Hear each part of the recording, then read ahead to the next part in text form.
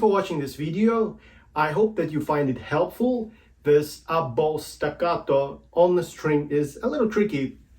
Having a decent quality bow will help, and practicing this slowly will probably be a really good idea.